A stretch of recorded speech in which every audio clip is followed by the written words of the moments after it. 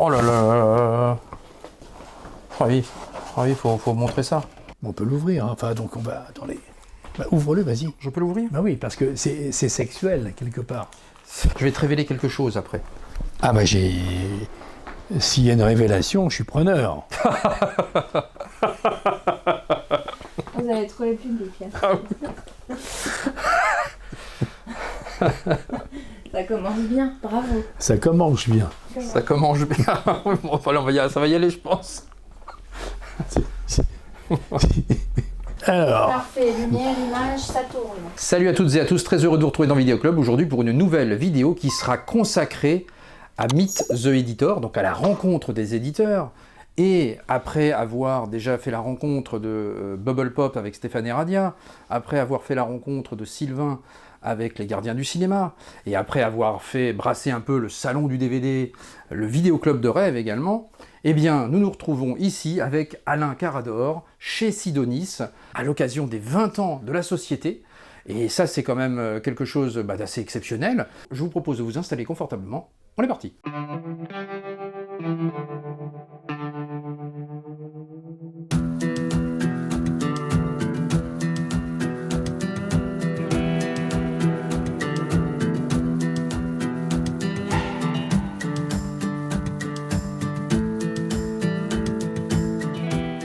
Alors Alain, bonjour déjà, voilà. Merci de nous recevoir. plaisir. C'est un plaisir partagé parce que effectivement, c'est toujours des moments privilégiés, j'ai envie de dire, surtout pour moi qui suis passionné de support physique depuis que j'ai 12 ans. Et grâce à la chaîne, eh ben voilà, ça me permet maintenant de rencontrer les éditeurs, d'échanger avec eux, de partager un peu toute cette passion. Et j'ai envie de commencer par le début. Donc derrière l'éditeur, il y a l'homme, Alain Carador. Et qu'en est-il de ta passion? Comment tout cela est né? Notamment, j'ai envie même d'aller assez loin, dans l'adolescence, etc. Qu'est-ce qui te passionnait? Comment t'en es venu au cinéma? Alors, truc très simple, le cinéma étant petit m'a toujours attiré, m'a toujours passionné. Et de ma génération, à l'époque, avec mes parents, on allait au cinéma à la séance du dimanche, qui était un petit peu culte à l'époque, ça se faisait comme ça, c'était une sortie. Oui, c'était une sortie, c'était un événement. C'était un événement, et à ce moment-là, on parle des années 60-62, c'était la grande époque du western. Donc il y avait une surproduction de western américain, puisque le western italien, à l'époque, n'existait pas. Donc on parlait du western américain, et à cet effet, donc avec mes parents, j'ai vu pour la première fois, on voyait Alamo, on voyait L'homme au colt d'or, par exemple, de Dmitrik, Fonda, tout ça. Abe, occupe-toi des chevaux. Et ce film m'a laissé un souvenir impérissable. D'accord. Et des années après, mais X années après, des décennies, je ne savais pas un jour que j'allais être éditeur, et je me suis retrouvé en face d'un vendeur de droits, de studio, qui m'a proposé un package miraculeux dans lequel il y avait L'homme au colt d'or. D'accord. Les Jardins du Diable, enfin on parle d'Hathaway, La lance brisée, Dmitrik, encore une fois. Mais tout... Et tous. Alors avant, on va revenir un petit peu avant, c'est là que je vais trop loin là quand même, effectivement. Oui. Je court-circuite un peu là, c'est ça. Ouais. Non mais parce que non, mais parce que j'ai envie de dire en fait le western, parce qu'au cinéma il n'y avait pas que le western dans ces époques-là. Et toi, ça t'a tout de suite marqué instantanément ces westerns. Oui, mais il y avait bien sûr qu'il n'y avait pas que le western, mais le western était un genre extrêmement populaire. À cette époque. C'était à cette époque, et c'était les années 50-60. Oui. C'était la plus grande effervescence au niveau de la production américaine. Donc il y en avait partout, quoi. Oui. Et donc les gens, je n'étais pas le seul, mais beaucoup dans cet univers cinématographique, beaucoup allaient voir aussi des westerns, pas que. Naturellement, mais voilà. Forcément. Parce que... Et voilà, donc je réponds un petit peu à ta question. Et donc, mais bien sûr que l'on allait voir d'autres films. Oui. Et les grandes productions de l'époque, c'était quoi? C'était les 10 Commandements, c'était Ben-Hur, c'était...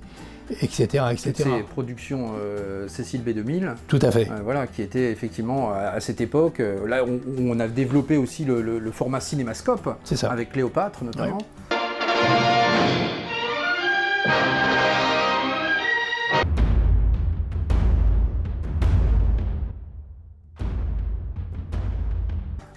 Et ça, c'était quelque chose, c'était vraiment de l'événementiel quand on allait au cinéma. Enfin, moi, j'ai pas connu cette époque, mais je le comprends bien, que ça devait être quelque chose d'assez exceptionnel, effectivement. Donc voilà, on est dans cette mouvance. Oui, d'accord. Et donc, hormis le western, est-ce qu'il y a des films aussi à cette époque-là qui t'avaient marqué? Oui, un film qui m'a beaucoup marqué à l'époque, qui a fait le temps d'aimer, le temps de mourir. How much? If you have to ask how much you don't want my services, I have real soap left over from France. Easy. Remember we're on... Don't say it. I've sworn to myself. The next man who reminds me we are on the same side loses a piece of fruit. Attention! Douglas Sirk. Douglas Sirk. Et ce film m'a laissé aussi un souvenir assez exceptionnel. Voilà, entre autres, hein, je dis bien. Ouais. Tes parents partageaient cette passion du Absolument, cinéma? puisque j'allais avec eux. Oui, non mais Oui. voilà, donc il y a une histoire un peu de transmission aussi alors. Oui, part. mais tout en considérant, attendez là, on est en 2026, Oui, donc malheureusement je serais tenté de dire que maintenant il y a moins d'appétence pour le cinéma. aujourd'hui, Aujourd'hui, pour les raisons que l'on sait tous. oui. Hein? Évident, mais D'accord. oui. Mais à l'époque, c'était le cinéma. Oui, bien sûr, le cinéma avait une... Il y avait une seule chaîne de télévision Oui. et il n'y avait rien d'autre. Ah bah bien sûr. Donc la sortie par exemple, du dimanche était la sortie, mais en même temps, et si les fréquentations cinématographiques, c'était très important, il n'y avait effectivement pas autre chose. Et tant mieux. Ah bah, et tant mieux, mais c'est vrai qu'effectivement aujourd'hui, les choses ont un peu évolué. Bon, donc ton adolescence se construit comme ça autour des films que tu vas voir avec tes parents. Et petit à petit, il y a quelque chose déjà qui commence à émerger chez toi au niveau de ce que tu veux faire plus tard. Non, parce que j'ai une... Alors là, si on fouille un petit peu, j'ai une formation technique, Ouais. électrotechnique, ça n'a rien à voir avec le cinéma. Oui, d'accord. Oui. Et puis, j'étais pas dans mon élément, dans mon univers. J'ai voulu sortir de ça et je suis rentré dans une énorme maison de disques qui s'appelait Decca. D'accord, oui, que je connais aussi également. Alors Decca, c'était c'était une grande maison de disques. à c'était cette une époque-là. énorme maison de disques, c'était les pionniers du pressage anglais, Ouais. vinyle, Oui, c'était oui, exceptionnel. vinyle, C'était les Stones, ouais. et c'était un des plus gros catalogues d'opéra du monde. D'accord. Ce qui m'a permis de connaître Pavarotti ou de fréquenter, faire plein de festivals, etc. Tout ça. Donc, c'est par le truchement des maisons de disques que je suis rentré un petit peu dans ce métier. Alors, quel est le lien? Vous allez dire, mais quel est le lien, tout ça? Bon, il se trouve que c'est par les musiques de films Ouais. que j'ai découvert ce qu'on appelait à l'époque la grande musique. Oui. La notion de grande musique étant une connerie parce que il n'y a pas de grande musique. Il y a la grande et la... Enfin, je veux dire, il y a la bonne et la mauvaise musique, mais tous les genres, voilà. Mais c'est comme ça que j'ai découvert. Effectivement, c'est comme ça que j'ai vu... Donc par le biais musical avec les tout BO à fait. notamment, les soundtracks, Oui, c'est par là que tu as commencé. Exactement, par exemple, Mort à Venise. Mhm. Donc Voilà. en fait, il se trouve C'est ça. que Ludwig, le film de Visconti, Oui. a fait connaître l'œuvre de Mahler, qui était réservée à l'époque à un public plus restreint. Ludwig non mi cercherà mai, non mi vuole, non gli importa niente di me. E tu lo sai molto bene. Perché? Perché non me l'hai detto che era innamorato di... No! Oui. Et maintenant, on ne peut pas imaginer l'incidence du cinéma, des musiques de film, et l'incidence dans la musique, effectivement, dans les sorties comme ça. Et donc moi, ça a été, et moi j'en fais partie, j'ai été baigné dedans. C'est vrai qu'en plus à cette époque-là, la musique de film, il y avait des vrais thèmes, il y avait quelque chose en fait qu'on ne retrouve plus forcément sur les films d'aujourd'hui. C'est-à-dire que les BO de films, je trouve, ont un peu changé aujourd'hui. Il y a moins de thèmes comme ça iconiques. Comme on a pu avoir effectivement avec Ennio Morricone, avec Jerry Goldsmith, avec John Williams, avec tant d'autres. Mais c'est vrai qu'à une époque, on avait effectivement des choses assez marquantes au niveau des BO. Alors il y a quelqu'un qui a œuvré véritablement dans ce sens, Oui. c'est quand même Stanley Kubrick, Qui utilisait beaucoup de musique classique. qui utilisait énormément de musique classique. Par Comme exemple, Strauss, dans oui, 2001, etc. dans 2001, mais il a utilisé 2 Strauss. Il a utilisé Richard Strauss Oui, et Johann Strauss, voilà, le Danube bleu qui est... le Danube qui bleu, est- ouais. We are all foolproof and incapable of error.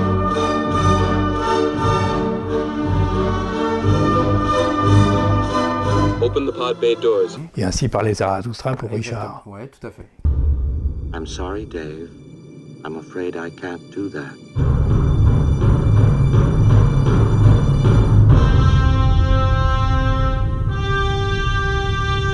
What's the problem?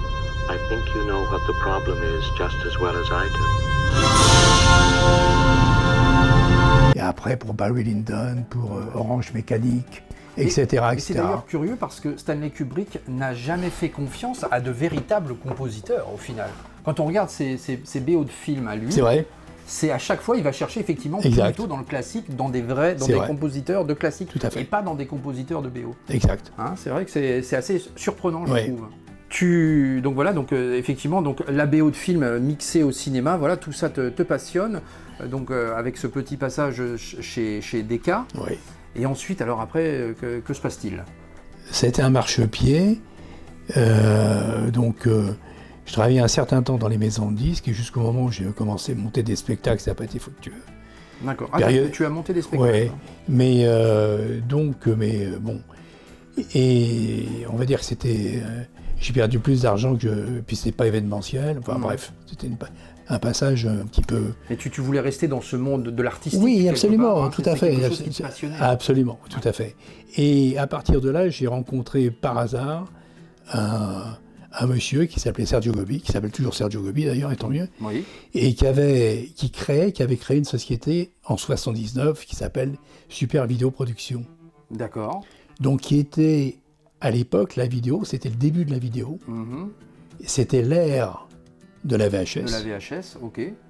Et les sociétés qui prônaient à l'époque, c'était VIP, je ne sais pas si tu as entendu Oui, parler. oui, mais ça me parle, oui.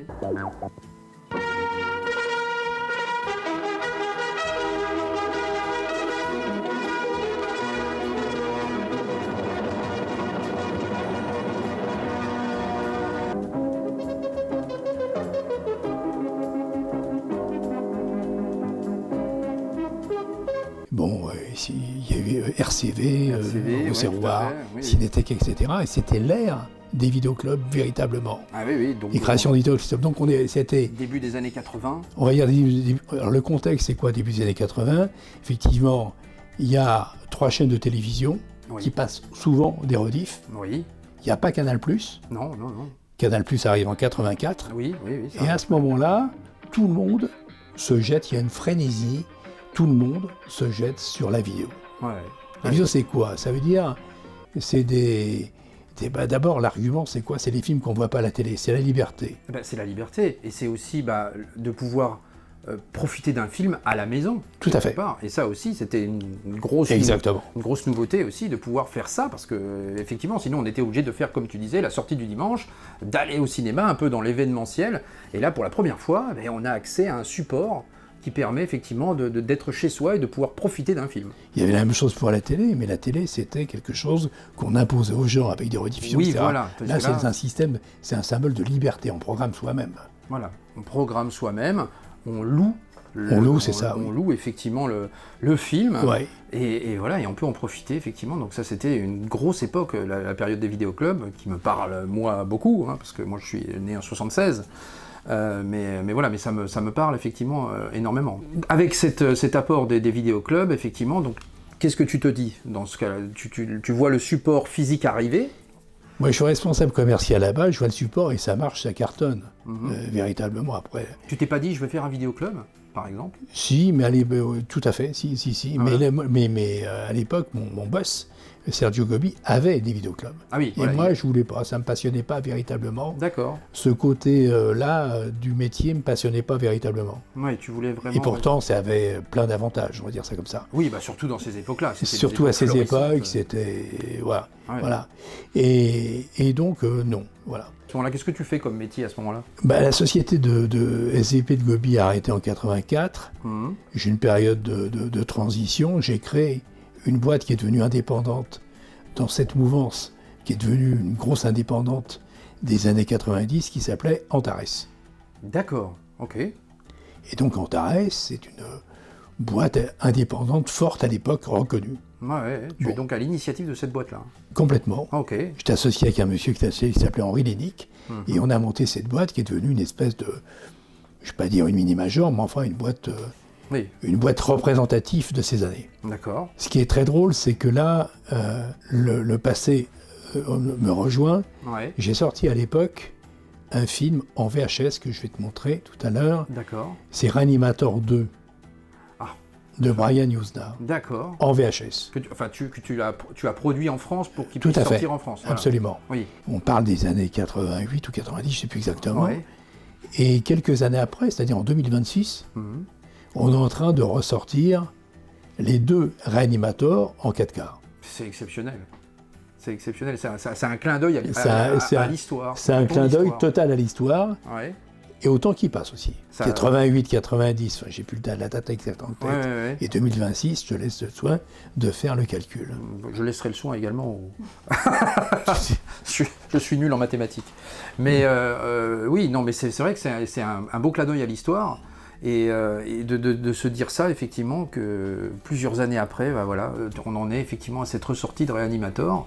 Alors, avant d'en arriver à Callister, on va faire ce petit aparté de Reanimator, puisqu'on Sidonis Callister. De Sidonis Callister. Alors d'ailleurs, pourquoi ce nom de Sidonis Callister, d'ailleurs? Alors, c'est une bonne question. Quand j'ai créé Sidonis, en fait, représentait pour moi, c'était des productions de films tout genre, même films récents. Et Callista était pour des raisons... pour un certain nombre de raisons, j'ai créé ce label Callista pour les films de patrimoine. D'accord. Tu es attaché également à ces films de patrimoine. Absolument. Aussi. C'est quelque chose aussi qui... Mais c'est l'histoire. Oui, mais bien sûr, c'est l'histoire. Mais non, mais c'est important aussi de revenir aussi là-dessus, parce que c'est quelque chose qui te porte. Bien sûr. Alors le parcours, Antares s'est arrêté en 94, je crois, 10 ans après. Oui. J'ai une période, on va dire, de stand-by, et j'ai créé donc Sidonis plus tard dans la mouvance, et puis cette collection de films effectivement de patrimoine maintenant qui est un petit peu le pivot, si on peut dire, de l'activité de cette société. Oui, effectivement, voilà. Ouais. C'est le pivot, avec comme ligne directrice, j'ai envie de dire, le western toujours, qui reste un attachement particulier à Sidonis Callister et à toi, et donc ça, on le voit encore avec cette sortie de Hockey Choral là, qui arrive. Et c'est effectivement une espèce de fil rouge dans cette société de Sidonis Callister. Oui. Tu es vraiment partie prenante sur ces films de patrimoine et de western en particulier, parce que ce sont des choses qui t'ont marqué, effectivement, enfant. Quand je me suis retrouvé en face, je ne sais pas maintenant, puisque l'histoire du package que l'on m'a proposé à l'époque avec... le film de Dmitri qui m'a fait fantasmer quand j'étais petit, etc., qui m'a marqué. L'homme au colte d'or de Dmitri. Donc il y a ce package que l'on me propose très longtemps après. Et à ce moment-là... Alors comment on te le propose d'ailleurs? Simplement, j'achète ce que font tous... c'est le principe de l'édition. On achète des droits aux producteurs, aux détenteurs des droits. Et qui nous les cèdent pour l'exploitation française ou plus pour des durées déterminées. Et pour le support. Et là, quand je me suis retrouvé en face de ce package, l'homme au colte d'or, la flèche brisée, la lance brisée, jardin du diable. Voilà. Culte, d'accord. Oui. Donc j'ai un package qui est magique. Et à ce moment-là... Mais c'est toi qui vas le demander, ce package, quand même. Oui, mais en même temps, le hasard. On me le propose. Je suis arrivé au bon endroit au bon moment, un moment où le western était complètement en berne. Oui. Il était en berne, tant au niveau du cinéma, au niveau de la télé, c'était plus un genre de prédilection, à part ce que faisait naturellement Eddie Mitchell, qui était... Ah oui, parce qu'il y avait effectivement la dernière séance, tout ça. Oui, on n'en a pas parlé de ça, effectivement. Mais c'est important d'en parler. C'est important, oui.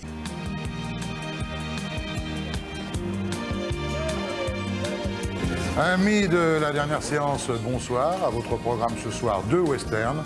Bataille sans merci, réalisé en 53, et Victime du destin, lui, qui est fait en 52. Ces 2 films sont dus au réalisateur Raoul Walsh et interprétés par Rock Hudson. 2 mètres de haut, 110 kilos et aucune expérience de la comédie. Et donc, et puis, et la vidéo, c'était Peanuts. Bien. Oui. Alors, j'arrive à ce moment-là, quand on a sorti ce package-là, je suis rencontré sur les conseils d'un ami, j'ai rencontré Bertrand Tavernier, D'accord. qui a présenté les 4 premiers, Oui. et avec une passion extraordinaire. Donc, j'ai découvert le monsieur là, et j'ai approché Eddie Mitchell pour aussi le soutien. Et puis, on me disait, mais enfin, t'as 4 westerns, voilà. En fait, personne ne croyait à ce moment-là, Ouais, parce un qu'on seul était, instant. on était 2009-2010, quelque Non, chose non, comme non, ça on était en 2005. 2005. Oui. D'accord. Donc 4 westerns, et j'en ai sorti à peu près 400, je ne sais plus combien, 380, je ne sais pas compter. depuis, oui, c'est énorme. Donc un jour, X années après, juste un peu avant sa disparition, j'ai dit à Bertrand Tavernier, qui était passionné jusqu'au bout. Oui. Jusqu'au bout, je lui dis, est-ce que tu pensais, tu te rends compte, tu as présenté plus de 100 films, 100 westerns dans ma boîte, etc. Et j'en ai sorti, je ne sais plus combien, à l'époque, c'était peut-être 300. Est-ce que tu pensais un seul instant qu'il ait pu avoir ça à un moment? Il dit non. Ouais. Donc, c'est-à-dire que pourquoi je cite cet exemple? Parce que c'est l'exemple d'un artisan qui, par passion et par concours de circonstances, tombe sur un créneau et puis va le développer, quoi. Ouais. Et ça, maintenant, sur 20 ans. Mais c'est souvent, le métier de l'édition, j'ai envie de dire, c'est souvent un rapport comme ça de circonstances. Tout à fait. Et c'est ça qui est extraordinaire aussi, je trouve. Le hasard n'existe pas. Le hasard n'existe pas. Ouais. Et donc, alors, fort de ces 4 films. Fort de ces 4 films. De ces 4 films. Donc, alors, qu'est-ce qui se passe alors avec ça? Après, ça vend, comment ça? Comment réagit le marché là, à l'époque, ça cartonne sec. Donc, tu les as sortis. Donc là, on était en 2005. Oui. C'était quoi? C'était du DVD ou c'était déjà du DVD? Du DVD, hein. Et donc, le marché réagit comment alors à ça? Très bien, cette collection, elle est merveilleusement appréciée. Oui. Parce qu'il y a la notion de force des films, et à l'époque, ces films forts sortaient dans les studios, et pour les studios, c'était pas important, donc il est comment expliquer, il est présenté sans travail d'édition pure, c'est une jaquette, c'était un film, etc. Et donc là, on a commencé à vouloir faire un vrai travail d'édition, et développer vraiment cette collection de western. Donc Alors, il a fallu aussi, pardon, je t'interromps, mais il a fallu aussi beaucoup s'entourer pour pouvoir produire ces éditions avec une jaquette, avec, enfin voilà. Oui, bien sûr. Ah ouais, mais non, mais donc comment tu as formé cette équipe de départ pour pouvoir faire ça? Équipe de passionnés, tout simplement. Et voilà. Et donc moi qui étais, donc moi qui était quand même, comme c'était une toute petite boîte, et donc moi qui était impliqué à 200% dedans. Après, donc j'ai rencontré Patrick Brion un an après, qui s'est joint à cette collection, mais je veux dire au niveau de tout ce côté marketing, etc. et tout ça, et recherche, et donc c'était moi une petite équipe. D'accord, ok. Voilà. Attends, il ne faut pas oublier qu'on est des petites... des petites structures. Nous sommes des petites structures, il ne faut pas se tromper. Hein. Oui, pour l'instant, c'est des structures intermédiaires, mais on est un peu ça. Surtout au départ, effectivement, bien sûr. quand tu te lances. Ouais. À l'heure d'aujourd'hui, la Sidonis Calista, vous êtes combien d'employés ici? En fixe, 3 personnes, mais on travaille beaucoup avec des gens qui ont des micro-entreprises, donc qui sont des indépendants. Oui, bien sûr. Ouais. Voilà. D'accord. Donc voilà, mais en fixe, je vais dire, pour la typologie de notre métier, qui est un métier difficile et quand même assez dur. Oui, oui, c'est sûr. Bon, la vidéo, qu'on le veuille ou non, perd 17% à ce jour, perd 17% par mois à peu près. Oui, à cause des plateformes de streaming, à cause d'un tas de choses. Plein de choses. Mais on se rend compte aussi qu'il résiste, et il résiste quand même fort bien, j'ai envie de dire, à travers aussi une communauté de passionnés qui ont quand même du répondant ou de collectionneurs. Donc je fais partie aussi de passionnés de collection. Le premier de la saga Horizon de Cosner, j'espère qu'on va avoir la suite. J'espère, parce que beaucoup d'éditions de chez Sidonis aussi, qui est un peu spécialiste du western. Oh là là. Oui, faut montrer ça. Oh mon Dieu. C'est incroyable. Alors, Une bonne bête. Ah oui, c'est même plus une bonne bête. donc là, il a un peu écorné. C'est un retour. Donc les photos d'époque. Ah, c'est les vraies photos d'exploitation. Ah oui, les vraies photos d'exploitation. C'est dingue. Oh, puis il y en a un paquet, hein. Bah oui. Donc à l'époque, ce coffret, c'était des DVD. On ouvre, un édito, et voilà. Oh là là là là là là. On n'a plus des trucs comme ça maintenant. Oh, regarde ça. Vas-y, montre à la caméra. C'est vrai que c'est un travail incroyable. On voit. Ok, vas-y. Incroyable. Oh là.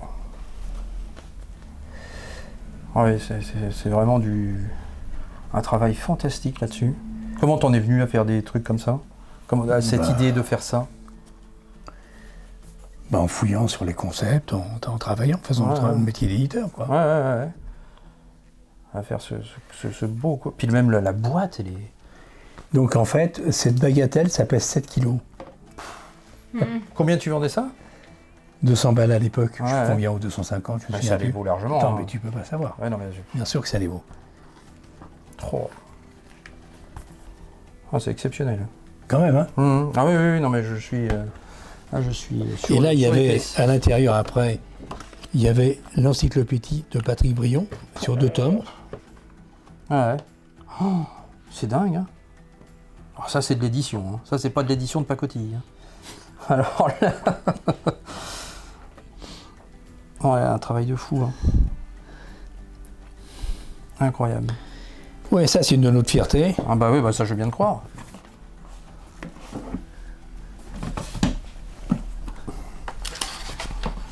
Les deuxièmes livres.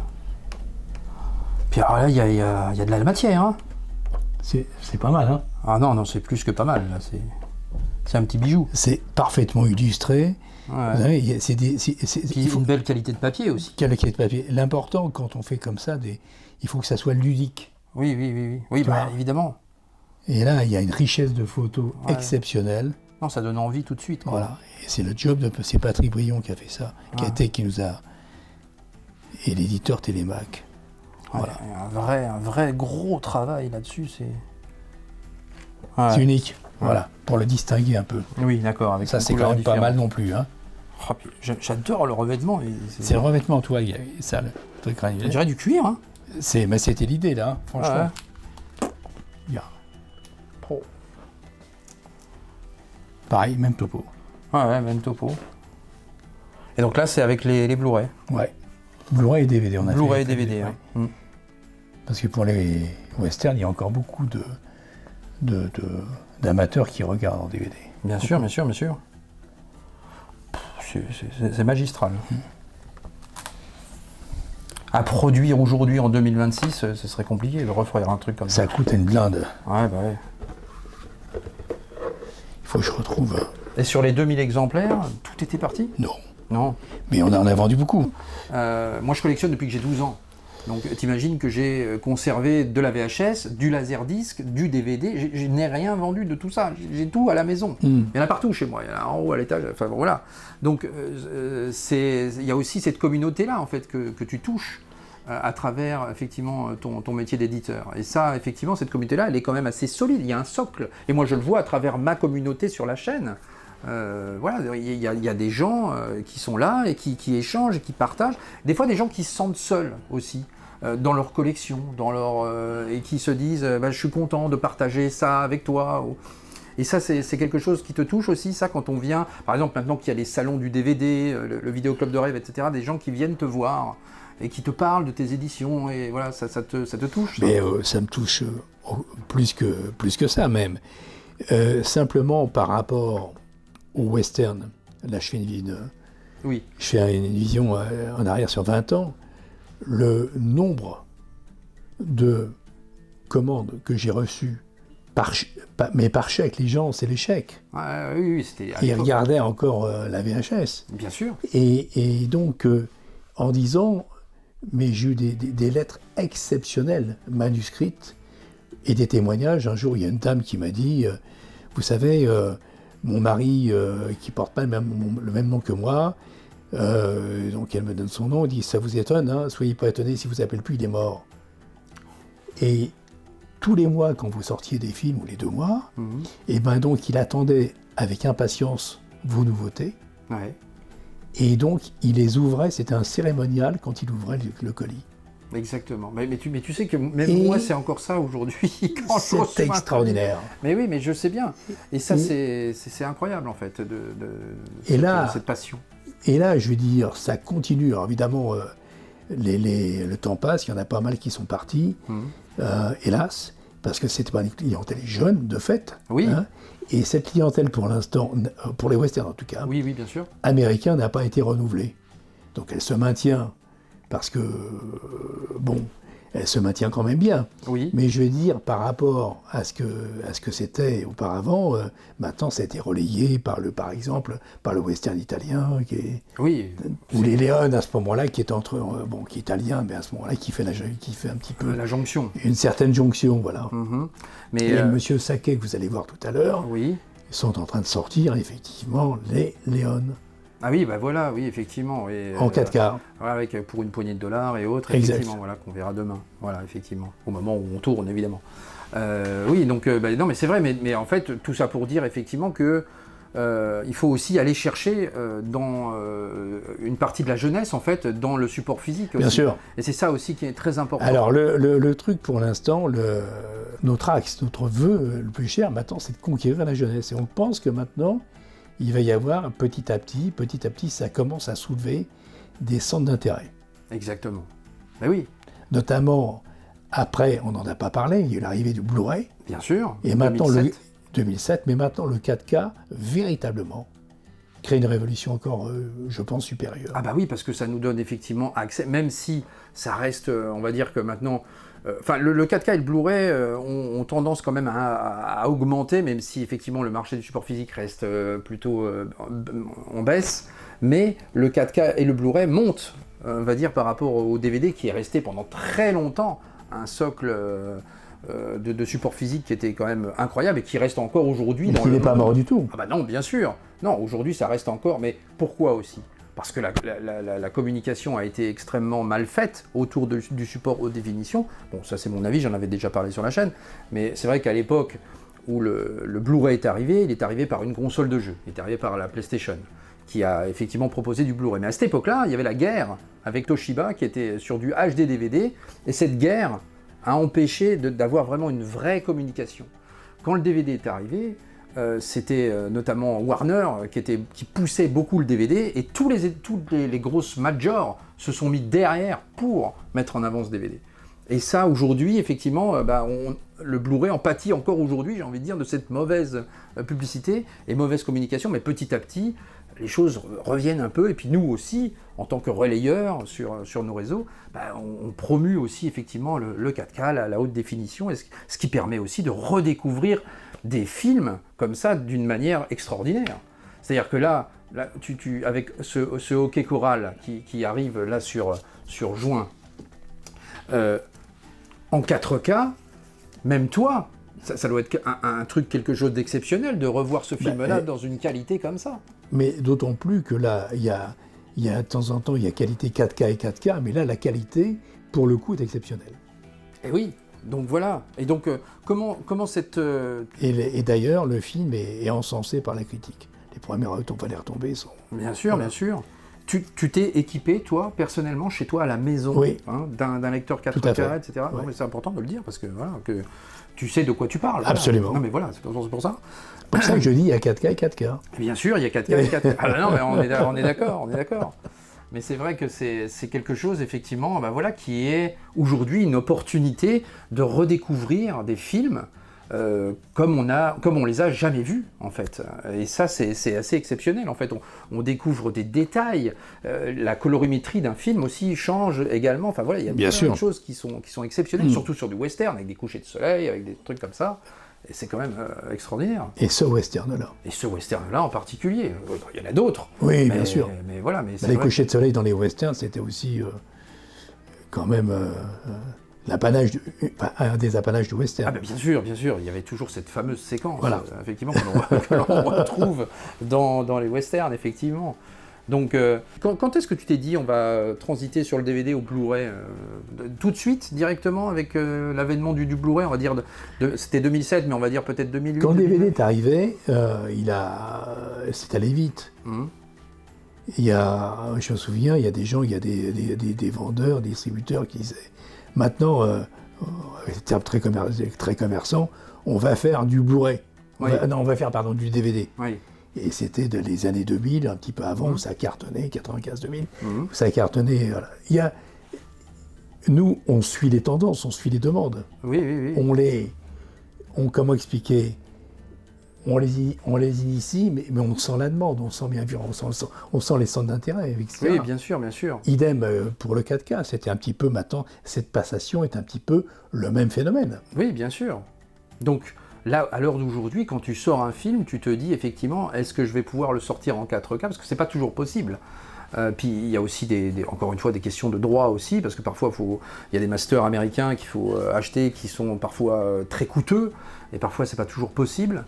Et puis il y a des gens aussi en France qui travaillent sur les masters également. Et ça aussi, je sais pour en avoir échangé avec quelques-uns, mais c'est un travail aussi de restauration d'un film et de pouvoir le retransposer comme ça d'une qualité DVD ou Blu-ray ou en 4K. Il y a un vrai travail là-dessus. Tu travailles avec des gens qui retravaillent les masters également ? Oh, bien sûr, oui. Oui. Où j'ai eu d'ailleurs une déconvenue injuste, il y a à peu près 3 ans, sur un film qui s'appelait The Witcher. Oui, avec le fameux HDR, effectivement. Le fameux HDR, etc., tout ça, où on a considéré que si la qualité n'était pas optimum, mais qui était très correcte, on a considéré, certains, c'était d'une certaine presse ou de certains réseaux. Oui, voilà. Mais ça, c'est toujours la même histoire. Si bien, mais c'est quand même du terrorisme, là, quand même. Oui, non, mais je suis d'accord avec toi, mais fou, moi, je l'ai eu, cette édition, entre les mains. Et tout à fait honorable. Déjà, j'étais quand même très content de revoir Hitcher dans cette qualité-là. Et ensuite, effectivement, les années laser, d'ailleurs, ont proposé de vous aider à refaire la bascule. Absolument. Et donc voilà, après j'ai pu avoir aussi ma nouvelle copie, mais je veux dire, Hitcher était déjà dans une qualité effectivement exceptionnelle. Et quand on a des films un petit peu anciens, parfois le HDR, effectivement, alors c'était dû à quoi ce HDR ? Il n'y a pas, en fait, maintenant il y a un truc aussi qui est une fausse idée. Aussi, on peut faire des très beaux 4K sans passer par le HDR. Oui. Le HDR. Mais vraiment. Oui. Et moi, je croyais, on m'a expliqué véritablement, et voilà. Alors maintenant, il faut passer par le HDR pour donner encore plus, mais on peut faire de très beaux 4K. Bien sûr. Je ne peux pas citer de titre de film. Non, bien sûr. Le 4K, il s'agit d'une résolution d'image. Le HDR, c'est rapport aux couleurs, à la colorimétrie. Et ça permet effectivement d'avoir, je l'ai déjà dit souvent sur la chaîne, mais voilà, ça permet effectivement d'avoir des éclairages dynamiques avec, justement, par exemple, quand on a des couchers de soleil, quand on a du HDR, et effectivement, là, on a l'impression, par exemple, d'être ébloui, comme si on regardait ça en vrai. Tout à fait. Voilà.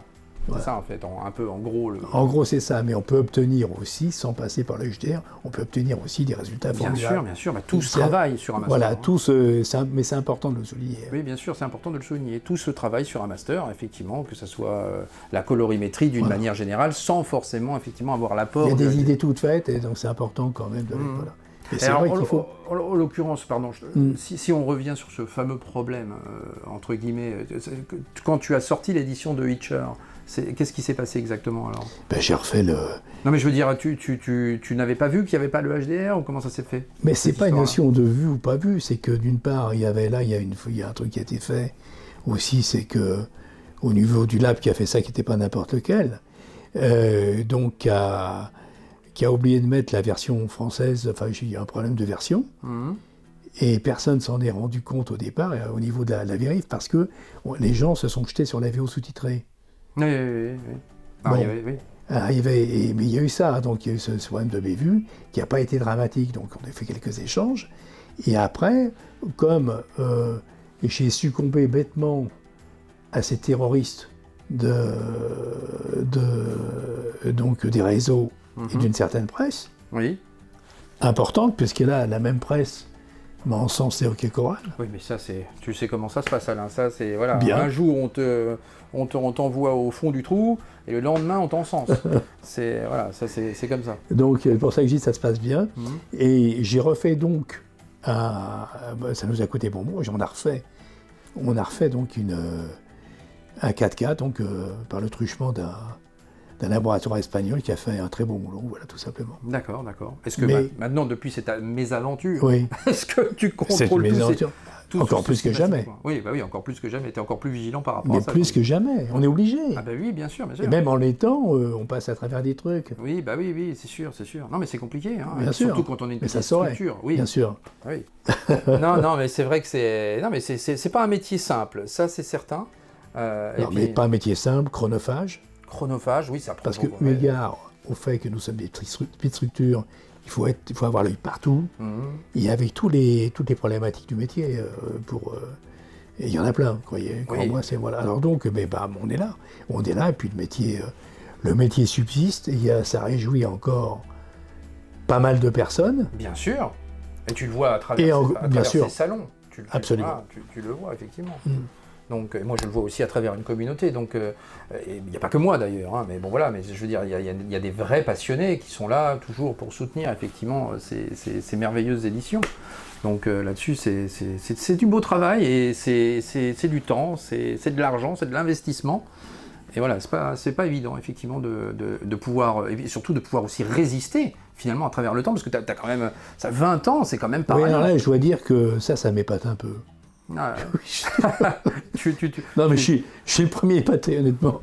Parce que j'y croyais dans la voiture, j'étais en train de me demander quel est le plus vieil éditeur français en France. En termes d'âge ? Oui, alors non mais en termes de pas pour toi. Si tu peux. Non mais en termes de structure, je pensais à Carlotta. Je crois que Carlotta c'est 98. 98 ans, oui, il serait content. Non, ils sont. Faut lui dire. On va le dire à Vincent. Oui, mais c'est vrai qu'en termes de longévité, Carlotta est antérieure. Oui. Mais est-ce qu'il y a quelqu'un d'antérieur ? Je me posais la question. J'étais en train de réfléchir. D'antérieur. Oui, il y a aussi une société qui s'appelle LCJ. Ah, LCJ, qui fête son 30e anniversaire, 30 ou 32 ans. Effectivement. Bon. Il y en a d'autres, voilà. Oui. Mais enfin bon, quand on commence à atteindre des seuils comme ça de plus de 20 ans, c'est pas mal. C'est pas mal. Non, c'est pas mal. Et c'est aussi une fierté quelque part aussi. Oui, bien sûr. D'avoir accompli effectivement toutes ces œuvres. Et j'ai envie de revenir aussi un peu donc sur la ligne éditoriale justement de Sidonie Scalista, et notamment donc on a parlé longuement du western. Mais il n'y a pas que. Tu as développé d'autres collections, comme la collection Cauchemar notamment, qui m'intéresse également beaucoup. Et comment c'est venu cette idée-là d'aller sur d'autres types de collections de films ? Si on situe par exemple, parce que c'est un éternel recommencement, l'exemple de Reanimator. Oui, alors venons-en à là. Reanimator, donc 88, bien, ce genre en vidéoclub fonctionnait. Ah, bien sûr. Et après, les films d'horreur, on s'est rendu compte que ça a repris un essor, horreur fantastique, on va dire, fourchette large, hein. Ça a repris un essor depuis quelques années. Ah oui. Donc maintenant, voilà. Et c'est tout. Donc il y a ces tendances qui se répètent, etc. et autres. Mais tu es rentré tout de suite dans cette tendance. C'était assez rapide finalement dans ta tête quand tu vois, ça existe depuis combien de temps cette collection Cauchemar? Depuis déjà un petit moment. Donc, oui, mais Cauchemar, c'est une appellation de collection. C'est une appellation de collection. Sont des films d'horreur. Bien sûr. Le genre film d'horreur. De toute façon, reste, même s'il était, il y a 10 ans, il performait moins que maintenant. Oui. Mais là, effectivement, il a repris un essor important, y compris d'ailleurs dans les salles de cinéma. Exactement, et on le voit à donc travers... Donc c'est un genre... J'ai même envie de dire, c'est l'un des genres qui est peut-être le plus intéressant actuellement au cinéma, parce qu'il y a des vraies propositions de films qui sont faites régulièrement, et des films assez impactants, et qui parfois sont parmi les meilleurs films de l'année, tout simplement. Et c'est vrai que c'est un genre qui effectivement est en plein essor, j'ai envie de dire, l'horreur. Donc, alors tu as cette collection, cette fameuse collection Mario Bava dont on avait déjà parlé, qui est aussi, moi qui m'intéresse beaucoup et que j'aime beaucoup. Et c'est vrai que je trouve que il y a un travail éditorial là-dessus qui est vraiment superbe. Et puis pour un grand réalisateur, évidemment, italien. Mais Mario Bava, encore une fois pareil, il a fallu qu'il attende son heure pour arriver. Oui. Tout ce cinéma bis, comment dire ça. C'est très marrant quand on a un clin d'œil à l'époque, quand je travaillais avec Sergio Gobi, on avait sorti à l'époque les premiers Dario Argento. Suspiria, Ténébré, oui, c'est vrai que L'oiseau au plumage de cristal, etc. Et je voyais ce Dario Argento qui avait une trentaine d'années à l'époque, et qui me racontait comment il faisait ses trucages hallucinants. Bon. Ah oui, non, mais ça c'est... Oui, on peut voir des making-of qui sont extraordinaires. Et maintenant, voilà, le temps a passé, et puis le truc, voilà. Alors ce qu'on ne pouvait pas imaginer peut-être à l'époque, c'était, peut-être, je dis bien, c'était la... Je ne parle pas que des films d'horreur italiens, mais je parle maintenant aussi d'un cinéma bis. Oui. Qui s'est consacré il n'y a pas très longtemps en France. Les giallo, etc. Oui, les giallo, on le voit. Parce que quand on parle de Bava, c'est entre les deux. Oui, non, mais je parle de Bava parce que c'est un réalisateur qui parce que tu me porte. C'est mon père, en fait, qui m'a transmis effectivement cette passion sur ce réalisateur-là. J'ai d'ailleurs des vieux bouquins que j'ai conservés de lui aussi, mais je mettrai en photo. Et on voit d'ailleurs que certains réalisateurs se servent aussi, piochent un peu là-dedans. Je pense à Tim Burton, par exemple, qui a pioché énormément dans Mario Bava, dans Le Masque du Démon, etc. C'est des choses qui portent énormément. Et tous les films de la Hammer aussi, par exemple, je pense aux films de la Hammer. Et par exemple, Christopher Lee aussi, qui était un grand acteur britannique également, et on voit que Tim Burton avait cet amour pour cet acteur-là, et qu'il a pu le faire tourner dans différents films. Our jails overflow with men and women convicted on confessions worth no more than this one. Constable Crane, this is a song that we have heard from you more than once. Now, there are two courses open to me. First, I can let you cool your heels in the cells until you learn respect for the dignity of my office. I beg pardon.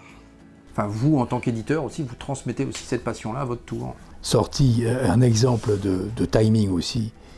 Il y a une dizaine d'années, j'ai sorti les Corman. Oui, aussi, oui, bien sûr. Magnifique ce coffret. Parce que la mort rouge, etc., tout ça. Et donc en DVD. Et à l'époque, ça n'avait pas... c'était très moyen. J'avais acheté des droits très chers. Et les résultats étaient très très moyens. Et le bon moment, c'était 10 ans après, en Blu-ray. En Blu-ray, oui, tout à fait. Et par rapport au genre qui reprenait... de la ferveur, on va dire. Et donc là, effectivement, ça a cartonné maintenant, et ça continue à le faire.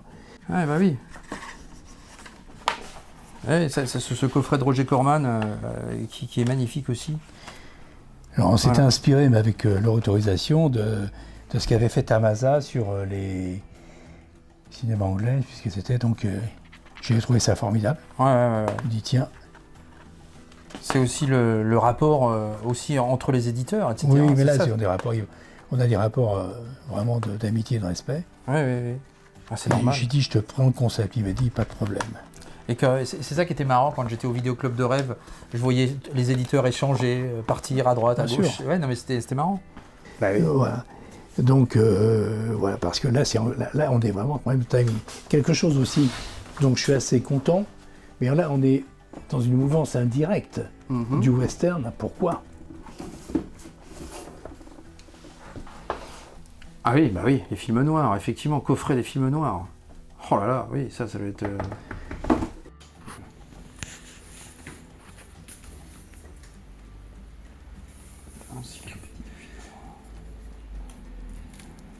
Oh là là.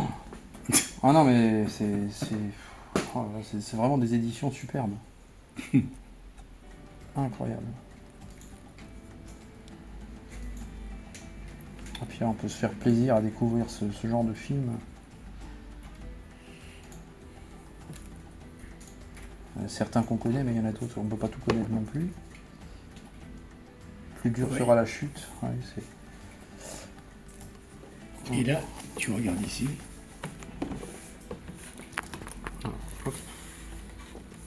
Hop. Certificat, bien sûr. Le petit certificat. C'est limité à combien d'exemplaires ça ? Là, c'était 1000. 1000 exemplaires. Et là, avec des petites fiches. Et c'est écrit comme à l'ardoise. Voilà, c'est calculé. Ah ouais. Enfin, c'était voulu ça, c'est pensé. Oh, c'est magnifique. François Guérif. Exceptionnel. Alors, il n'y a pas un écart aussi important entre le film noir et les westerns. Oui. Certains westerns sont... Oui.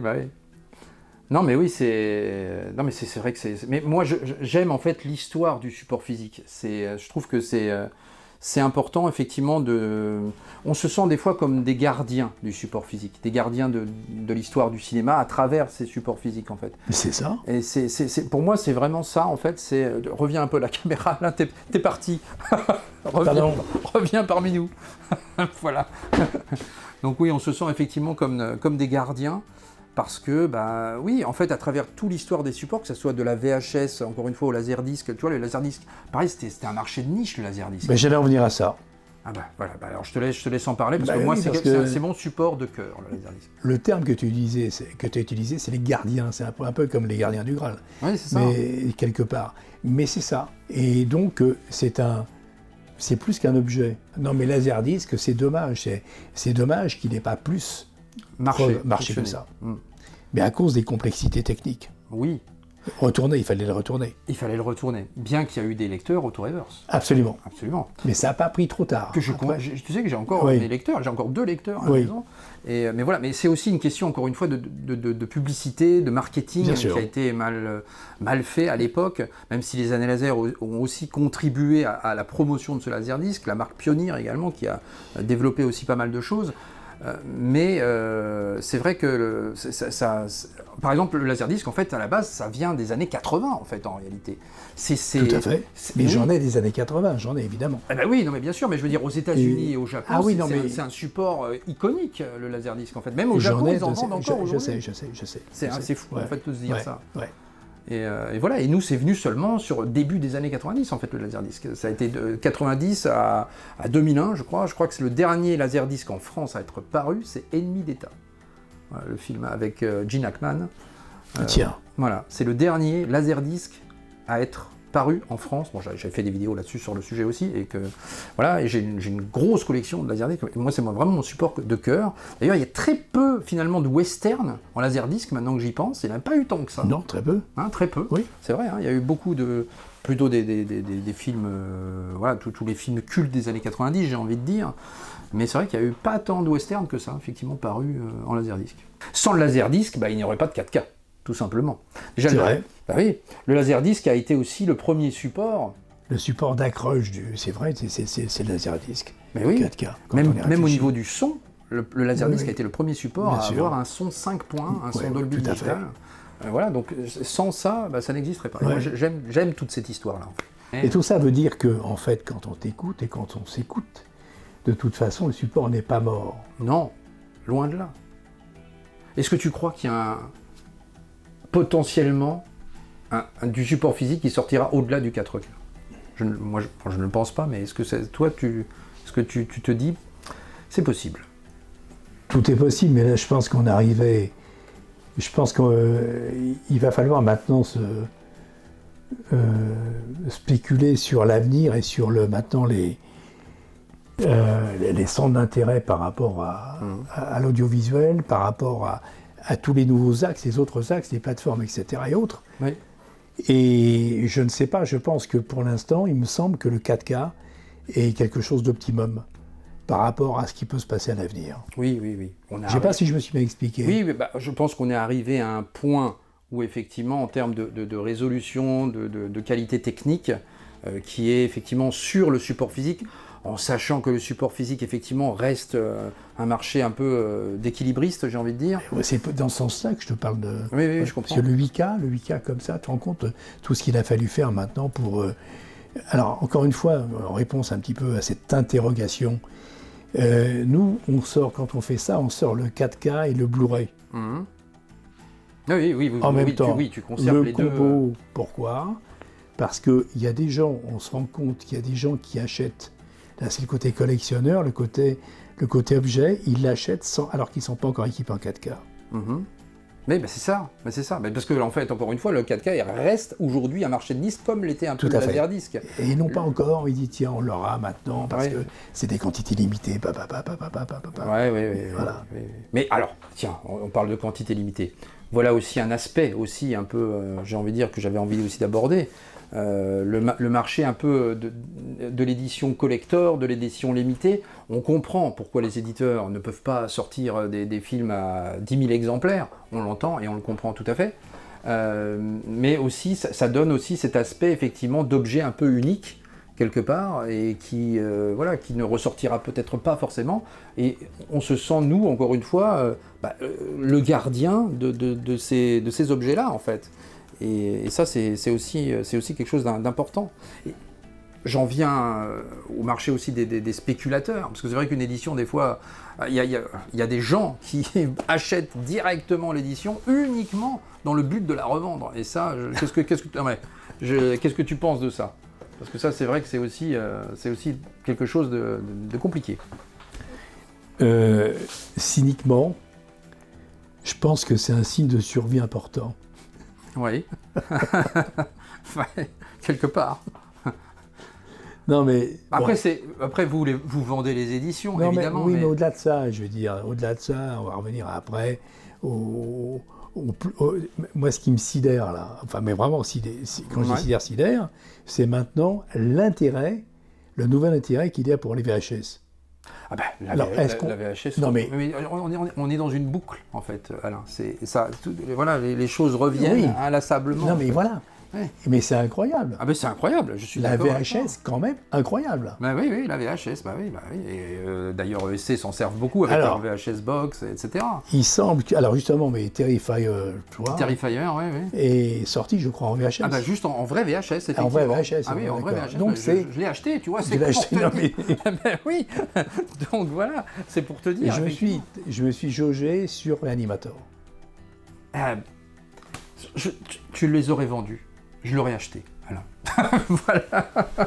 Mais oui, mais c'est parce que c'est aussi, y a aussi ce côté objet, ce côté collector justement, effectivement.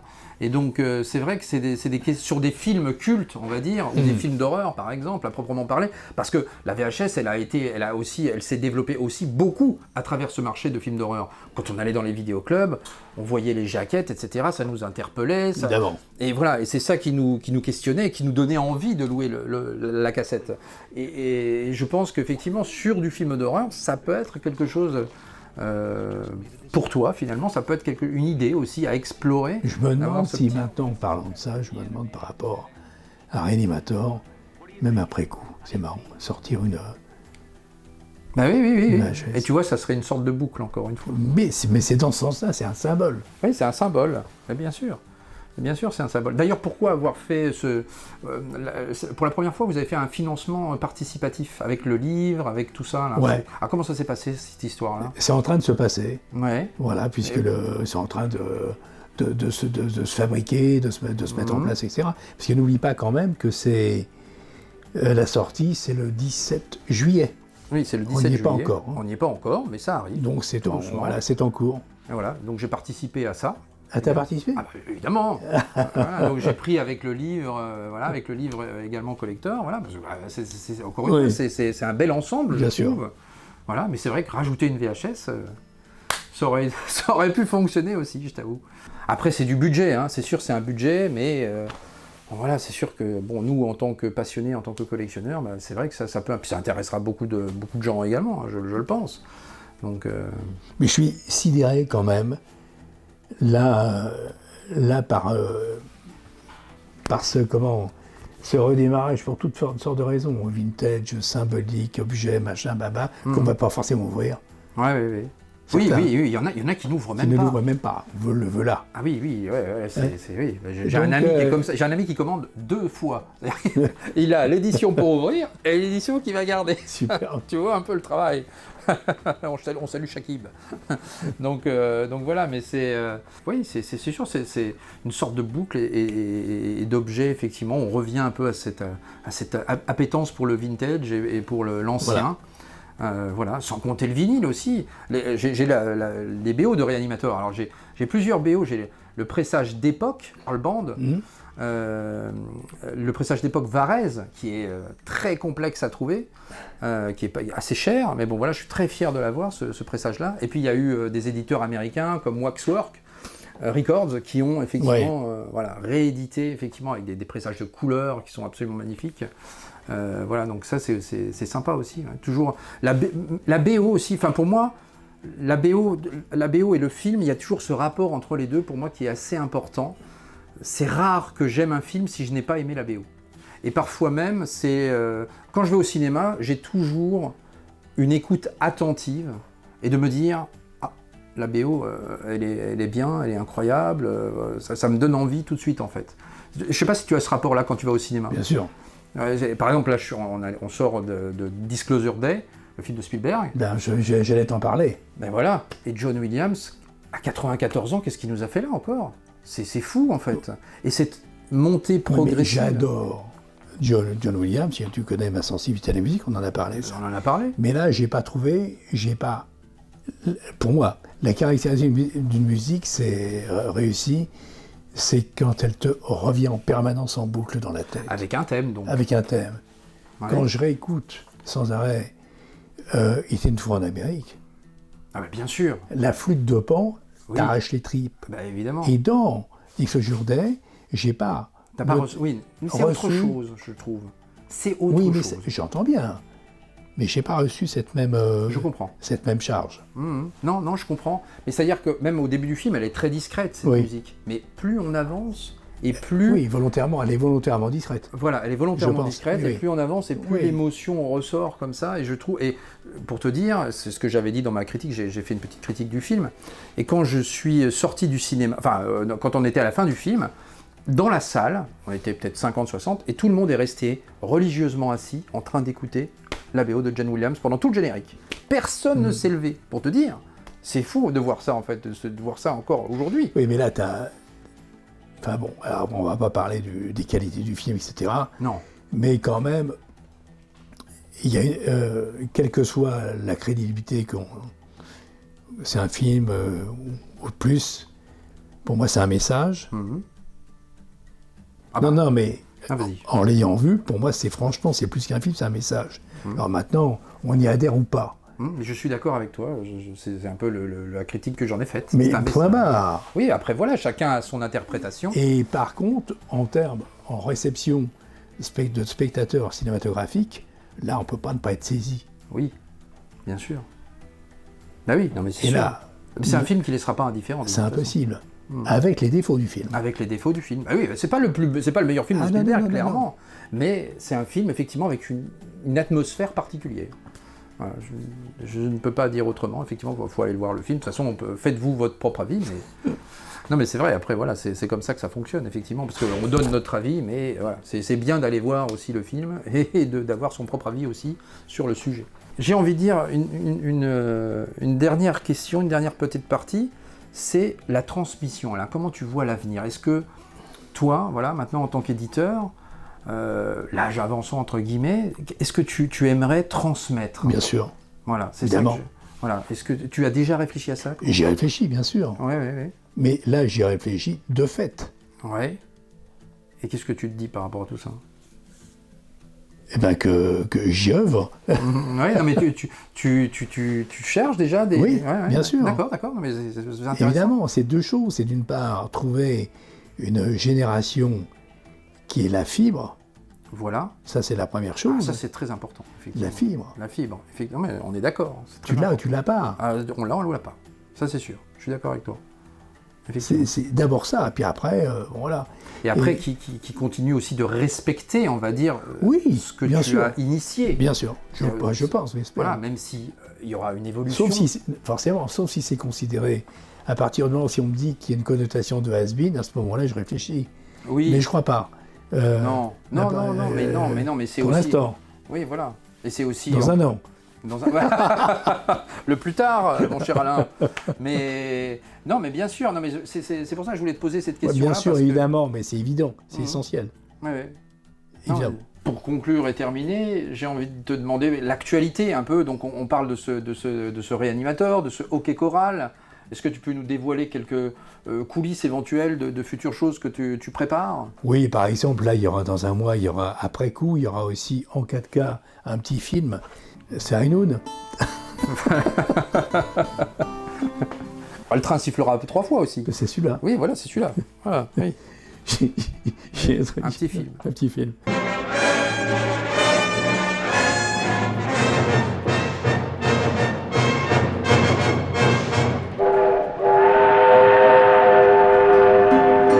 Non mais voilà.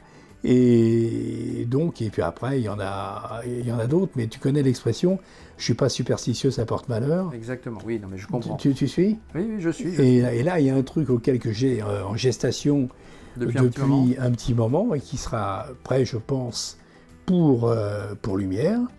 C'est un coffret Preminger, quand même, avec Tempête à Washington. Ouais. Le Cardinal. Le Cardinal. Hein. Pas par hasard, parce qu'avec le succès du Conclave. Oui, c'est vrai. C'était un beau film, le Conclave. Bah, ça a marqué, même. Ah, ça a marqué. Avec une BO aussi. Avec une BO assez hallucinante, absolument. La supervision de cette élection est une tâche que je n'aurais jamais pensé devoir accomplir. Donc là, je veux dire, Preminger fait partie de ceux qui ont besoin d'être redécouverts. C'est mythique, c'est pas Hitchcock. Donc on va s'inspirer, on va reprendre le même style d'édition. Et pour le Preminger, effectivement, on l'a symboliquement, il y a ce thème de la croix par la disposition des volets. Voilà. Pour le Cardinal, je précise. Oui. Mais c'est vraiment magnifique. Hein. Ouais. Mais on est quand même, voilà, c'est Exodus. On va ressortir dans cette mouvance Exodus. Oui, ah oui, Exodus. On avait sorti à l'époque en digibook, à l'occasion de la sortie des Preminger. Je vais te montrer un peu la maquette. D'accord, ok. Oui, parce que j'aime aussi beaucoup l'aspect aussi des graphistes qui travaillent. Ben là, tu vas voir, tu vas te bluffer, je pense. Ah, ça c'est intéressant également, ça. C'est un travail qui m'intéresse beaucoup. Et j'ai eu l'occasion d'échanger aussi avec quelques-uns d'entre eux. Et je trouve ça très intéressant. Alors voici l'édition d'Exodus. Hop, alors là, on a un digibook cette fois-ci. Donc c'est cousu. C'est cousu. Voilà. Alors j'aime bien aussi, hein. C'est aussi très très joli également. Alors il faut faire attention. Mais c'est moins pratique. C'est moins pratique, c'est un peu plus fragile, mais c'est très très beau aussi. Hein.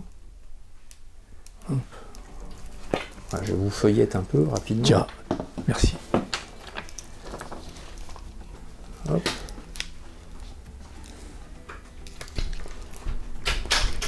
Hop. Et voilà. Tac. Et voilà l'arrière. Ah. Alors comment c'est conçu tout ça? Tout ça, j'ai acheté la photo de base. Et un jour, on a fait un test façon crayonnée. D'accord. Et maintenant, on va ressortir. Alors, ça s'achète aussi, tu achètes un visuel. Là, j'ai acheté des visuels, j'ai des... Enfin bon. Non mais après, d'une manière générale, là, tu achètes un visuel. Ça fait partie des choses qu'on achète aussi dans le métier d'éditeur. Voilà. Tu achètes des visuels. Absolument, mais de temps en temps, quand on achète des droits, en principe, on les fournit. Mais là, c'est par quelqu'un d'autre. Hein. Ouais. C'est par une autre structure. Ensuite, l'idée, comme ça ressort d'une manière formidable, même si c'est une copie, on s'est dit, tiens, on va faire la même chose, c'est-à-dire, on va faire avec crayonné, et Jeanne d'Arc, par exemple. Je montre en même temps. Ouais. Voilà, à peu près. Une maquette comme ça. Hop. Même si c'est qu'une copie, ça rend pas comme ça. Oui, bien sûr. Mais bon, c'est pour avoir une idée. Voilà ce que ça va donner en crayonné. Ah ouais. Et je répète, il y a un abattement qualitatif compte tenu du fait que c'est une copie. Alors, le crayonné, c'est une personne qui reprend le visuel. Mais à partir d'une photo d'origine, il va recrayonner ça. Ouais, absolument. Voilà. Mais en transitant pas par par l'IA ou pas, toi. Ouais. Mais là, tu vois. Ça a quand même une certaine. Ça donne un. Je sais pas comment dire, mais ça donne quelque chose effectivement de. Je cherche le terme aussi. Ça donne une patte. Une patte différente, effectivement, à l'édition, je trouve. Effectivement, c'est vraiment très joli. Il y en a de plus en plus qui utilisent ça, justement. Ah bon? Ouais. Bah, je reviens encore à Bubble Pop, mais par exemple, ils ont sorti effectivement Foxy's, avec aussi un peu cette patte un peu dessinée comme ça, voilà, qui est assez intéressante également. Et je trouve que ça donne effectivement, surtout sur du digipack ou digibook comme ça, ça donne quelque chose vraiment de très sympa, je trouve. Et celui-là? Ah, celui-là, je ne l'ai pas encore, celui-ci. Eh bien, tu l'ouvres. Ah, celui-là, effectivement, et en plus, celui-là, le film... Peux-tu, de la même manière, extrêmement sensuel. Ah, il est magnifique, celui-ci. L'ouvrir. Alors, on ouvre. On déballe, on fait des unboxings dans cette vidéo en même temps. Mais c'est vrai que ça permet d'avoir un petit recul sur tout le travail effectué par Sidonis Kalissa. Ah bah tiens, regarde, on trouve directement le petit bulletin d'abonnement, là. Le petit bulletin d'abonnement des années laser à l'intérieur. Hop, et regardez-moi ça. Voilà. C'est magnifique, j'aime beaucoup. Avec des belles photos. Et encore une fois, donc là, on retrouve cet aspect avec le petit bouquin. Voilà. Qui est donc là.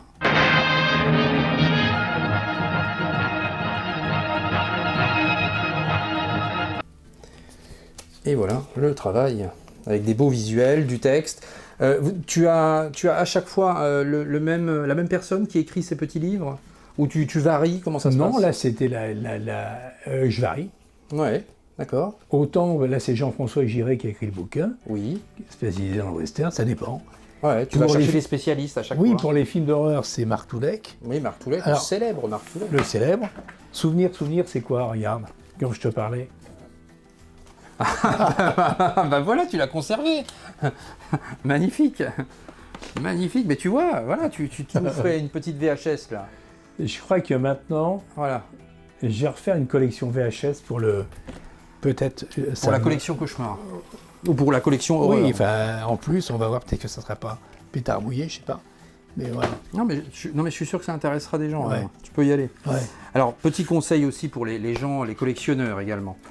C'est aussi de proposer, par exemple, là tu vois, tu as directement les écrits ici, sur ta face arrière, avec donc tu as ton beau visuel devant, et là, donc mettre un flyer ici, et proposer aussi carrément, tu vois, peut-être un visuel dessiné aussi, pourquoi pas, à l'arrière, avec juste ton petit flyer que tu enlèves, avec les informations techniques. C'est-à-dire, faisant comment ça? Eh ben, au lieu de mettre tous les écrits effectivement ici, tu vas le mettre sur un petit flyer, c'est-à-dire un petit truc que tu sais que tu intègres, que tu colles sur l'édition.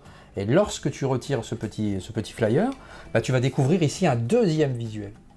Tu vois, tu as ton premier visuel et ça te fait un deuxième visuel. Ça, c'est vrai que c'est apprécié. C'est très apprécié. C'est très apprécié. Donc ça, c'est une idée que je transmets comme ça à la volée. Mais... On s'est jaugé sur la question là, vraiment. Et ben voilà, donc je pense que ça serait apprécié. C'est-à-dire en fait d'avoir une édition avec plusieurs visuels. Les gens aiment bien que d'avoir des choses soit répétitives ou avoir du texte intégré à l'édition. Le fait effectivement de proposer deux visuels, bah ça, surtout sur des belles covers comme ça donne effectivement un aspect différent. Bon, c'est un... Non, voilà, mais c'est une petite... tombe pas dans les d'un sou, parce qu'on est en train d'y songer là. Ben voilà, tu vois, je te confirme, on va dire ça. C'est vraiment des belles éditions, et puis encore une fois, voilà, quand on a nos éditions, là, on les met comme ça côte à côte, et voilà, on a quelque chose de synchro et de vraiment très beau. C'est le but. Et voilà, et on peut se faire sa collection. Oui, alors, bah tiens, oui, je vais aussi parler de ça, parce que j'aime vraiment beaucoup le digibook. C'est bien d'en parler. Est-ce que... Parce qu'il y a deux politiques. On peut l'ouvrir, hein. Enfin, donc on va... Attendez. Bah, ouvre-le, vas-y. Je peux l'ouvrir? Bah oui, parce que c'est sexuel, quelque part.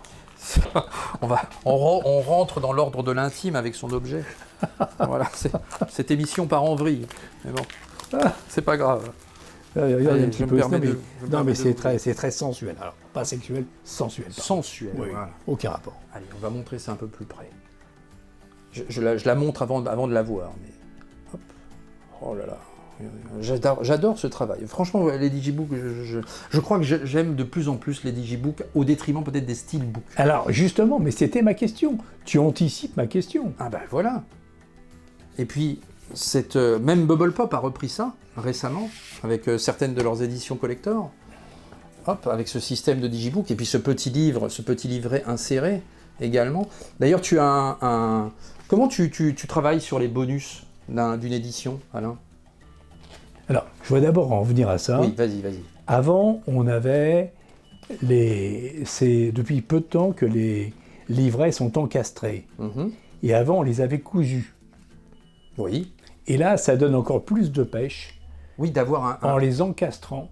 D'avoir d'une part, un vrai livre. Et à part. ça donne, voilà. Et puis après, être pas tributaire, parce que c'est pas pratique quand on ouvre un, voilà. Mais c'est important ce que tu me dis, parce qu'on s'est jaugé par rapport au Steelbook et compagnie. Et je me demande maintenant, bon, est-ce que... Je pense que là... Puis maintenant, par rapport à nous, pas Sidonis, mais il n'y a pas que nous, hein, mais il y a une identification maintenant par rapport à cette présentation. Oui, c'est vrai. Et puis aussi, c'est la collection, quand tu le ranges comme ça, effectivement, d'avoir toutes tes éditions... moi, tu sais que je range par éditeur, mais depuis très longtemps. Hein. Ouais. Par Major ou par éditeur. J'ai tous mes Warner, tous mes... Voilà. Et là, pareil, maintenant, j'ai tous mes Sidonis, j'ai tout... Voilà. Alors, sauf sur l'horreur. L'horreur, j'ai un petit coin horreur à part, tu vois. Mais sinon, je range par éditeur. L'horreur n'est pas genrée. L'horreur n'est pas genrée. Mais par contre, j'ai quand même ta collection. Oui, voilà, côte à côte. Voilà. Ouais. Mais voilà, on va dire, elle est un petit peu à part, l'horreur. Donc c'est vraiment de belles éditions, Alain. J'aime beaucoup le travail. Donc il faut continuer le boulot ? Ah, il faut continuer le boulot, Alain. Pas encore Asmin. Non, pas du tout, pas du tout. Mais alors, pas du tout. Pas du tout. Il y a encore du boulot et des années devant toi. Et Society, c'est vraiment... Là, Substance, c'est vraiment totalement inspiré de ça, et donc c'est attendu. Bon, pareil, c'est 4K. Fear plays a large part in family life. I feel like something's gonna happen. And if I scratch the surface, there'll be something terrible underneath. He's afraid his sister... Could you zip me up, Billy? ...is not what she seems. God, Bill, what's the matter with you? ...than he could ever imagine. If you don't follow the rules, Billy, then... Et ça sera en 4K aussi. Donc voilà, donc tout ça, ce sont des choses qui arrivent. Society, que j'ai sorti en VHS. Que t'as... À l'époque ? Oh, c'est dingue. Ah ouais, alors ça, encore une fois, c'est la boucle. Voilà, c'est sans fin, toutes ces histoires. Oui, il n'y a aucune raison que ça s'arrête. Non, bah non, il faut pas que ça s'arrête. Ah, voilà, c'est pour ça que voilà, j'avais hâte de te rencontrer, de pouvoir parler plus calmement, parce que c'est vrai que des fois dans les salons, voilà, on a des petits échanges, voilà, mais voilà, là au moins on prend le temps. Un dernier mot sur la jeunesse, comment tu envisages justement d'aller plus chercher les jeunes ? Est-ce que tu as des idées précises sur comment faire ça ? Non, mais suivant, je pose la question, le hasard, mais je pose des questions. Voilà, bon, après nous on est là aussi pour essayer de transmettre. Voilà. Même sur la chaîne, des fois, je demande à voir des jeunes aussi, et on a des jeunes collectionneurs, des fois on vient m'interpeller, et voilà. Et j'ai ce garçon-là qui s'appelle Peter, il est stagiaire, il est totalement réceptif, puis au quart de tour, il a la fibre, etc., tout ça, mais moi je suis ouvert. Voilà. Est-ce qu'il collectionne ? Non, pas encore. Peter ? Tu collectionnes ? Tu collectionnes aussi ? Ah, voilà, ça c'est bien. Tu veux dire un petit mot ou pas ? Non, mais je te force pas, si t'es pas à l'aise, il n'y a pas de problème. Non, mais c'est intéressant d'avoir justement des jeunes collectionneurs, etc. Tu collectionnes depuis que tu as rencontré Alain ou tu collectionnes... Non, c'est avant. D'avant. Oui, non, mais voilà, tu t'intéresses au support physique d'avant. Oui, il y a à peu près 30, il y a 30 ans. Oui, je collectionne depuis...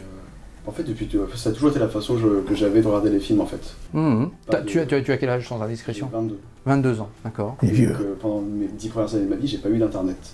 Donc c'était DVD ou rien en fait. D'accord.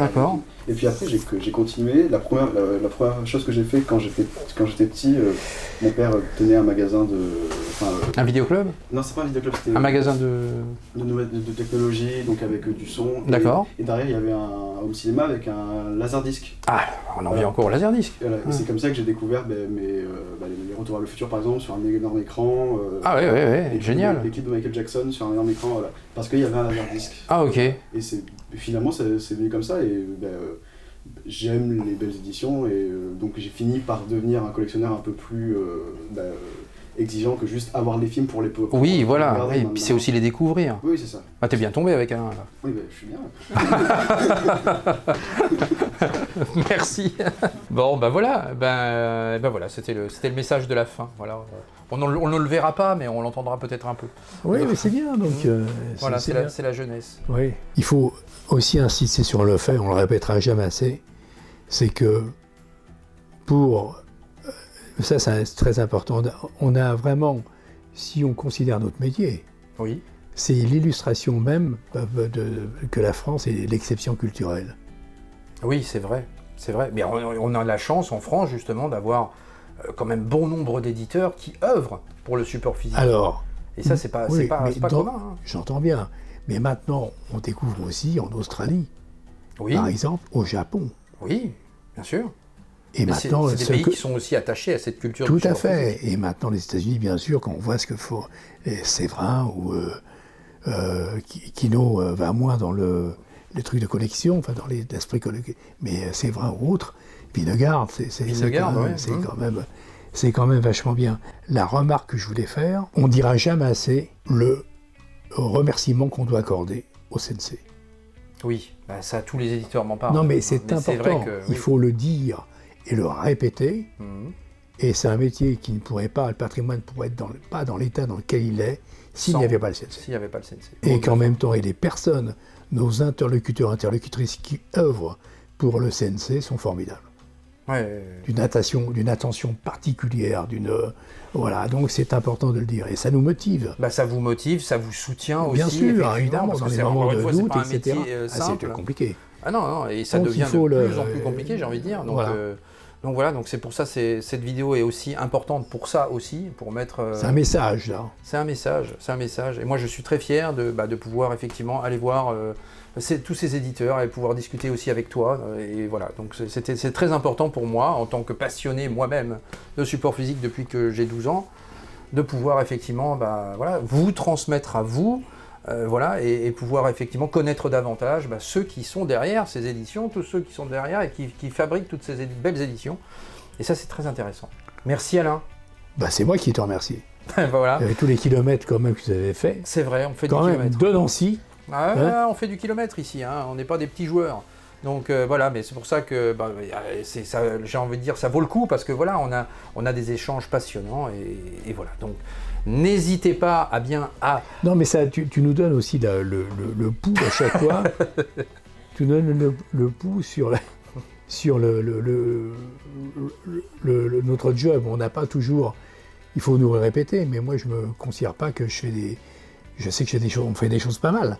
Mais maintenant, peut-être que c'est un peu plus que pas mal, voilà. Oui, mais bien sûr que c'est un peu plus que pas mal. C'est dans ce sens-là que je veux dire ça. Oui, et puis c'est aussi l'écoute aussi des collectionneurs, des passionnés, effectivement. Et c'est pour ça que c'est la fibre, on est un peu un relais quelque part. Et voilà, j'espère du moins être un peu un relais à mon humble niveau. Mais voilà, mais c'est vrai que c'est passionnant en fait. Voilà, ce métier est passionnant. Et bravo, voilà, de nous faire vivre un peu ces émotions à travers toutes ces belles éditions. Donc, on en vient à la fin. Le petit pouce qui fait plaisir, l'abonnement, si ce n'est pas déjà fait. Allez checker le site de Sidonie Scalissa, je le mettrai en description d'ailleurs. Voilà, d'ailleurs, il y a souvent des promotions sur le site. Oui, bien sûr. C'est tout le temps en mouvement, ce site. Toujours. Et ça, c'est vrai que c'est plaisant. Donc, vous pouvez vous rattraper à prendre des belles éditions. C'est la fête. Voilà, c'est la fête. Booster la vidéo également, c'est une nouvelle fonction qui donne un peu de force aussi. Et puis, on se retrouve très vite pour la suite des opérations et notamment l'autre reportage qui aura lieu demain, au moment où on se parle avec effectivement ESC Film et Victor, que l'on va découvrir également. Donc, à très bientôt. Merci Alain encore une fois. Ciao. Bien sûr, c'est là on va le dire. Je pensais que tu étais en train de chercher le poignard de James Coburn dans les scènes des 7 mercenaires.